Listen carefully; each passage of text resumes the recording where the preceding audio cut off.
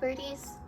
Welcome to yet another stationery video. I wanted to record this since I just finished this journal, this unit of a journal, and I wanted to just basically show you guys how this journal's been going, and I guess talk a little bit about how journaling in a blank notebook has been feeling like, and what my thoughts are about it coming from like 5-6 years of using Hobonichi to journal, moving on to this blank notebook basically.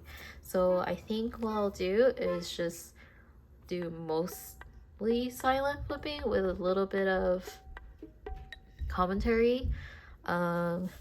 So let's get started. So firstly, this notebook is the A5 size Life Clyde. I think this is a collab or something. The grid is 2 millimeters. I really wanted to try this notebook because I heard the paper is really good.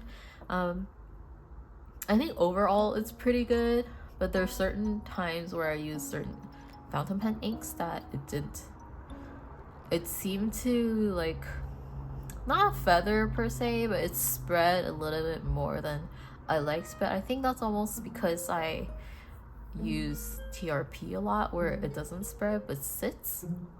But anyways, so let's have a look. The cover was full of little like bunny stickers. This one's myself, and this one's my friend from Oh Hi Joy, and this one's Jobe's journal, and then these are actually most of my stickers. Let's look. So once again, the reason why I decided to choose a blank notebook this year was because I just had too many at home and I was like, I need to use it so that they don't just sit there blank in my library unused. And as you can tell, I was like really gung-ho in the beginning. It's so nice. You'll see I dropped the ball several times. And I'm always trying to get back up. But basically I actually started journaling when I was a kid. I started off with like a dollar store notebook and a pen. And I think when I grew into my second like stationery renaissance, I suppose, or like rediscovered love for stationery, I think I started to like buy a lot of stuff like washi tape, stickers and such. And then like in recent days I was like, that's kind of overwhelming. Sometimes I like go through phases where I was like, I'm really overwhelmed by the amount of stuff I own. And then another part I'm like, I really just want to buy stickers. So I think at this moment I'm like,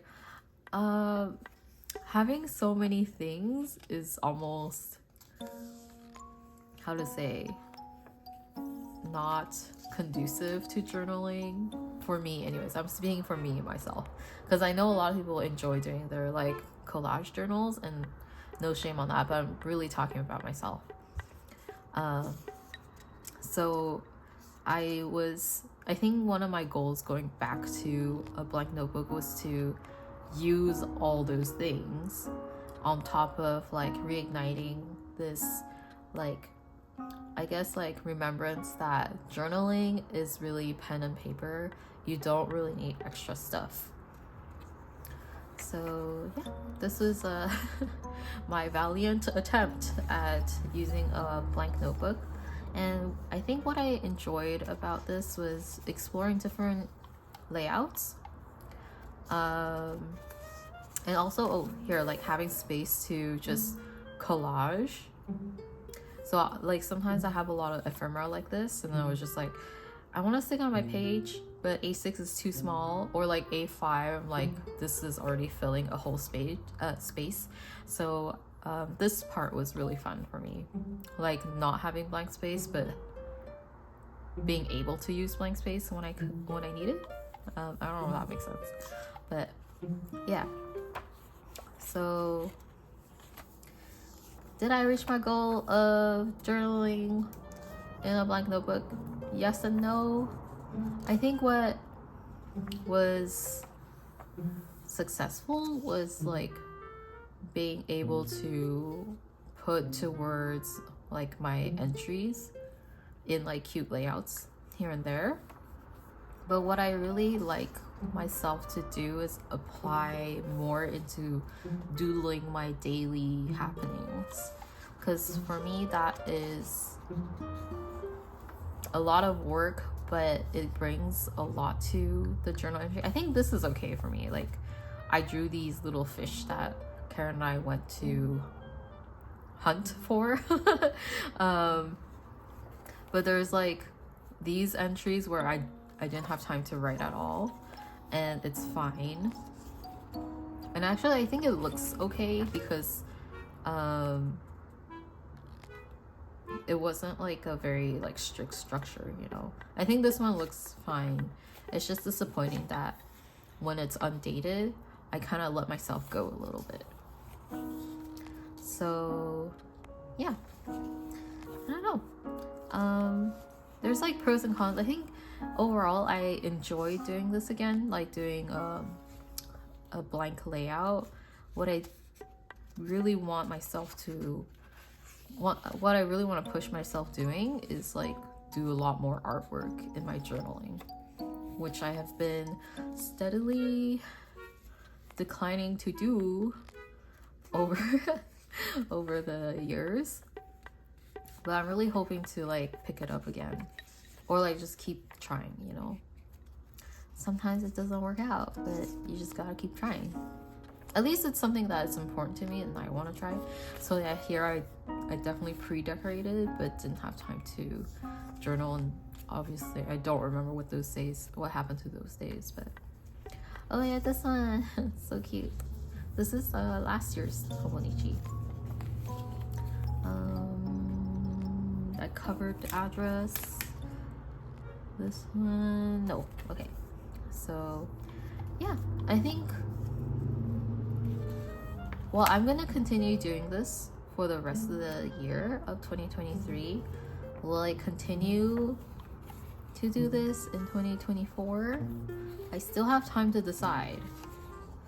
So I'm currently leaning towards yes, because I didn't write as much as I thought I would. What happened was, like, cousin is A5 and this notebook is A5, but I found myself writing really small and conforming to the size of the grid. So I also been like, I think same with everyone, like trying to adapt to life opening up, because with the vaccine and stuff you can go out more, but I think there's like trying to balance like journaling time and also like how much I'm writing. I think there's just like probably less time for me to devote to my journals, so I kind of really wanted to move to A6. So what happened was I did a compromise where I divided each page to half, because half of A5 is A6, and it's been like, I was like, it's been working out. It hasn't. it works out here and there. But yeah, I think I'll keep trying, honestly. The quadrants have been working out, but that just means I'm journaling on A7. Yeah, I actually really like when I do the quadrants, because it's like very little bit to write, and this has worked out on the weeks that I'm really busy, more or less. Yeah, but I'm glad I like continue to do some doodles here and there. And we have more postcards, doodles. It was definitely a really good lesson in terms of like self-discipline. Oh, and yeah, empty, which I just have to live with. It's fine. Yeah. And my overall, my satisfaction level on 10, 7. It's pretty generous. 7 is pretty generous, but I think 7 because there are some layouts. I think I just learned more about my own person. And there's some like layouts I was like, ooh, that looks really good. Good job. Like this one I'm actually pretty pleased with. And then this was past weekend in New York.